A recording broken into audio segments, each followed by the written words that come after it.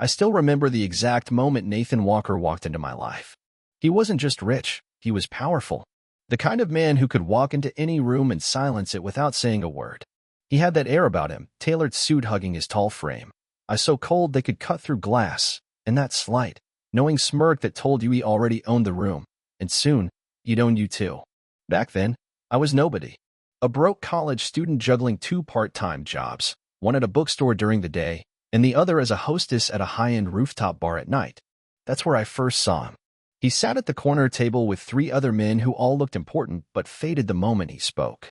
He didn't notice me at first, but when he did, it felt like I had been struck by lightning.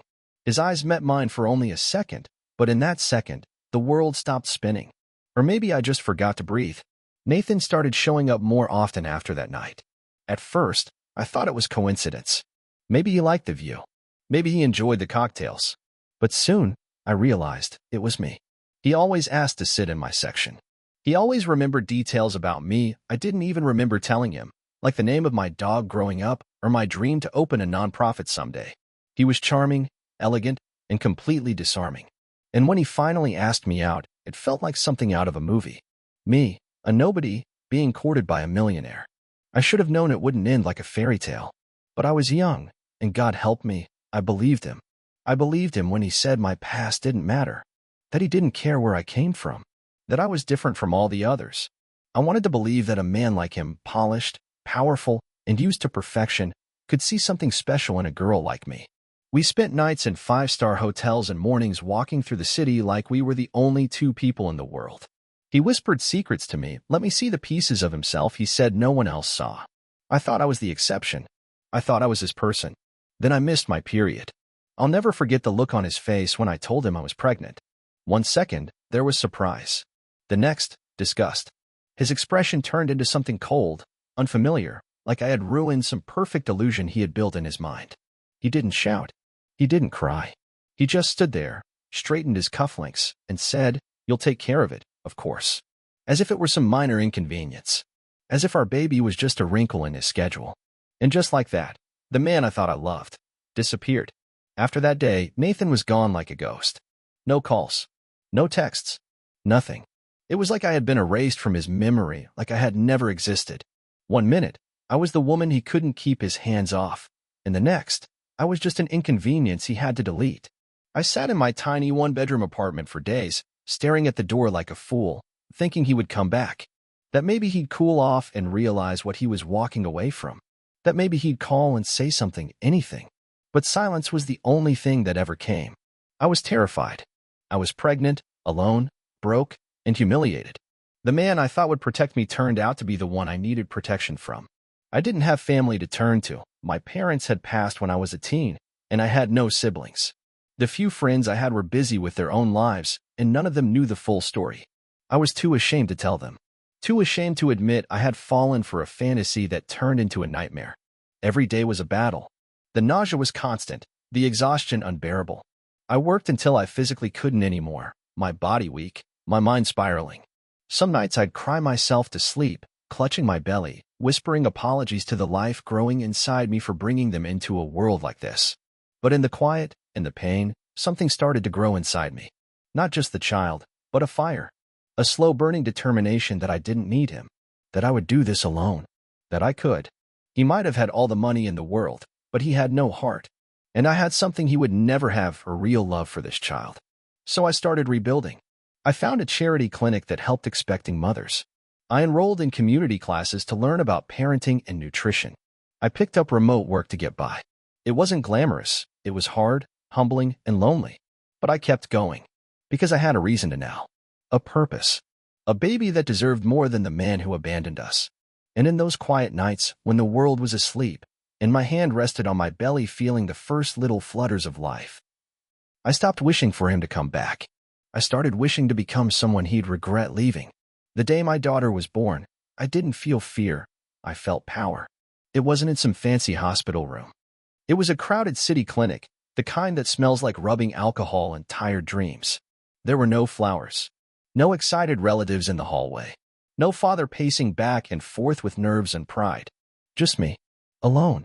Gritting my teeth through every contraction, clutching a nurse's hand I'd never met before, whispering over and over, "I can do this. I will do this." And I did. The moment I heard her cry, my whole world shifted. Every ounce of pain, of humiliation, of heartbreak evaporated in that one sound. She had a full head of curls and the tiniest fists I'd ever seen, clenched like she'd already come out ready to fight the world. I named her Hope because that's what she had become to me. My reason, my fire, my future. Raising her was hard. I won't sugarcoat it. We lived in a basement apartment for the first few years, one with peeling paint and pipes that groaned in the winter. I worked night shifts online and napped while she nursed. I skipped meals so she could have enough. I stitched thrift store clothes and pretended we were playing fashion designers just to keep her smiling. But those nights, when she'd fall asleep curled on my chest, I'd whisper promises. One day, we'll have more. One day, I'll give you everything. I didn't know how. I just knew I had to. And slowly, piece by piece, I began to build. I started freelancing, writing, editing, anything I could do between diaper changes and midnight feedings. I saved every cent. I upgraded our apartment. I took online business courses with a baby in my lap and coffee in my veins. I networked. I hustled. I failed. And then, one day, I succeeded. I launched my own digital marketing agency, just me and a laptop. Within a year, it took off. Clients came in. Referrals grew. And for the first time, I wasn't surviving. I was living. I moved us into a clean, sunlit apartment with hardwood floors and a nursery that made Hope squeal with delight. I bought her a bike. I took her to parks. I could finally say yes to her instead of always saying maybe later. And not once, did Nathan call. He didn't know he had a daughter. He didn't care. But I didn't need him anymore. Because I had everything he'd never have: love, strength, and a future built not on money, but on willpower. Still, deep down, I knew this wasn't the end of our story. Because one day, the past always comes knocking. It happened on a Wednesday. I remember because it was the day Hope had her school art show. She had painted a picture of us, her in a pink dress with a crown, me with a laptop and a coffee mug, and above our heads, a big yellow sun with the words, "My mommy is a queen." I was still smiling when I stepped into the lobby of a new client's office downtown. Glass walls, marble floors, a receptionist who spoke like every syllable had been through finishing school. I felt sharp in my navy blazer, confident, purposeful. I wasn't that scared girl anymore. I was a businesswoman, a mother, a survivor.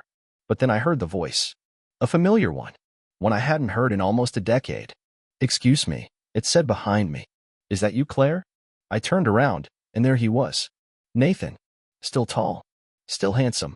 But older now, a little gray at the temples, a little more weight around the shoulders, a tailored suit instead of a frat boy smirk. He looked like money. Like everything society worships. And when he saw my face, he froze. His mouth opened slightly, his eyes widened, but not in recognition. No. It was more like confusion. Like he wasn't sure if he was looking at a ghost, or the girl he threw away, reborn. "Wow," he said. "You look different." "I am," I replied, calm, steady. "Very different." There was a silence between us, thick and electric. I saw his eyes flick down to my briefcase, the badge around my neck, my engagement ring. Yes, I had moved on, and then back to my face. "You work here?" he asked, awkward now. "No," I said. "I own the firm. Your company hired me for the rebrand." He blinked. That hit him. Suddenly, the power balance shifted. He was the one off balance now. The one who didn't know what to say. He cleared his throat and smiled that same polished smile I used to fall for. "That's impressive," he said. "You've really come a long way." I didn't reply. I didn't need his validation. Then he said the one thing I wasn't prepared for. "Listen, this might sound crazy, but do you have a daughter?" My heart dropped. I didn't answer right away. I just stared at him, wondering if maybe, somehow, he knew. But his next words clarified it. "I saw a little girl at the front desk the other day. Looked just like you. Same eyes. Same stubborn little chin." He laughed. It made me think. "You're not wrong," I said. "She does have my eyes." I didn't say more. Not yet. He didn't know she was his. Not yet. But something in his eyes, a flicker of realization, of connection, told me he was starting to suspect. And for the first time in years, I felt a storm building. The past hadn't just knocked. It had kicked down the door. Nathan didn't waste time. The next day, I got flowers sent to my office. Expensive ones, white orchids and red roses, probably picked from a catalog labeled Apology Premium. There was a note. Short. Need handwriting. Would love to catch up properly. Dinner. No name. No number. Just that smug assumption that I'd be flattered. That I'd say yes. I threw the card in the trash and slid the bouquet over to the receptionist. But of course, it didn't end there. Later that week, I saw him again. He coincidentally appeared near my building's entrance as I left for lunch. I wasn't stupid. He'd either asked around or tracked my schedule. "Claire," he said, jogging up beside me. "I know this must be strange. Seeing me again. That's one word for it," I said, not stopping. He kept walking, trying to match my pace. "I've thought about you, you know, a lot more than I should have." That line, it nearly made me laugh. The same charm, the same manipulation. He thought he could sprinkle nostalgia like sugar on a wound and I'd forget how deep it cut. I stopped walking, turned, and looked him straight in the eyes. "You abandoned me when I was at my most vulnerable. Pregnant, scared, alone. You humiliated me and disappeared. And now, years later, you want what, Nathan? A hug? Closure? A seat at my table?" He blinked, taken aback. His jaw tightened. "I made mistakes," he said. "But people change. And some of us grow." I shot back. "Not just change. Grow. We build something from the ashes." He looked at me, and for the first time, the facade cracked. There was guilt. Real, raw, heavy guilt. Then came the question. Is she mine? I paused. The air between us thickened. Time slowed. "She has my eyes," I repeated calmly. "But her strength? Her fire? That's all mine. You don't get to take credit for someone you never chose to love." He looked like he'd been slapped. He opened his mouth, then closed it again. I never knew. If I had known, you would have what? Stayed. I shook my head. You knew enough to run. That's what matters. I walked away then. Left him standing on the sidewalk, surrounded by strangers, holding a silence that tasted like regret. He thought he could walk back into our lives. But I wasn't the girl he abandoned.